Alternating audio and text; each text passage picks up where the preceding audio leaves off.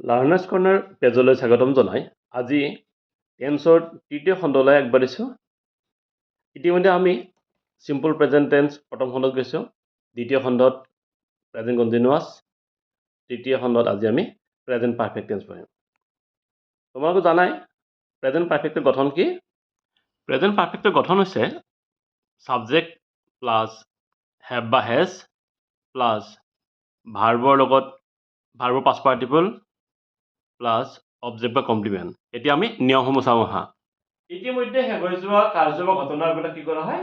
Present perfect টেন্সত লিখা হয়। এইমাত্ৰ কামটো শেষ কৰিলে, এইমাত্ৰ বজাৰৰ পৰা আহি পালে, এইমাত্ৰ ওলাই গ'ল, দেউতা এইমাত্ৰ অফিচলৈ গ'ল, এইমাত্ৰ হৈ গ'ল পালে।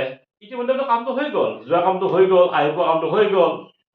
তেওঁ এইমাত্ৰ মানে তেওঁৰ লিখা শেষ কৰিলে, তাৰমানে লিখা যিটো কাম সেইটো শেষ কৰিলে। তাৰমানে কামটো যদি ইতিমধ্যে শেষ হৈ যায় তেতিয়া কি কৰা হয়? প্ৰেজেণ্ট পাৰফেক্ট টেন্সত হয়। দ্বিতীয়তে অতীতৰ উল্লেখ, অতীতৰ ঘটনা, অতীতৰ ঘটনাৰ প্ৰভাৱ বৰ্তমান থাকিলে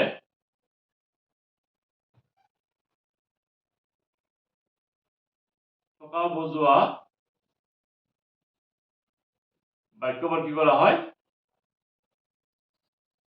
প্ৰেজেণ্ট পাৰফেক্ট টেন্সত লিখা হয়। তাৰমানে ঘটনাটো ঘটিছে অতীতত, যেনে father by A car.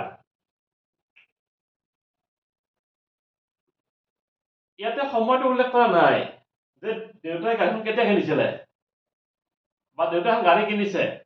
Father has বট এ কাৰ। মই তাজমহল দেখিছো, তাজমহল সৰুতে দেখিছিলো, কিন্তু তাজমহলৰ যিটো স্মৃতি, তাৰ যিটো সৌন্দৰ্য আজি মনত আছে। মই তেজপুৰ দেখিছো, তেজপুৰৰ যিটো স্মৃতি সেইবিলাক এতিয়াও আছে। তাৰমানে অতীতৰ ঘটনা তাৰ প্ৰভাৱ যদি বৰ্তমান থকা বুজায় তেতিয়া কি কৰা হয়? তাক প্ৰেজেণ্ট পাৰফেক্ট টেন্সত লিখা হয়। এতিয়া আমি আহিছো বাক্যবিলাক কিদৰে চিনি পাম কাৰেক্ট টেন্সত। কাৰেক্ট টেন্সৰ ক্ষেত্ৰত যদি বাক্যটো সময় বুজোৱা শব্দ জাষ্ট, জাষ্ট নাও, অলৰেডি ইয়াত থাকে তেতিয়া বাক্যটোত প্ৰেজেণ্ট পাৰফেক্ট টেন্সত লিখা হয়। যেনে father return from the market just now, they reach the station already, Raju just arrive home, Lisa not complete her homework yet. ইয়াত আমি আনচাৰসমূহ কি চাম? জাষ্ট নাও আছে প্ৰথম বাক্যত, next already, next just, yet. So' father return from the market just now, just now থাকিলে present perfect, so' father has return from the market just now. They reach the station already, already আছে, so' they have reach the station already. Raju just arrive home, just আছে, মনত ৰাখিব জাষ্টটো has আৰু past particular মাজত হ'ব। Raju has just arrive home. Lisa not complete her homework yet, ইয়েটটো হৈছে already negative form, so' Lisa has not complete her homework yet.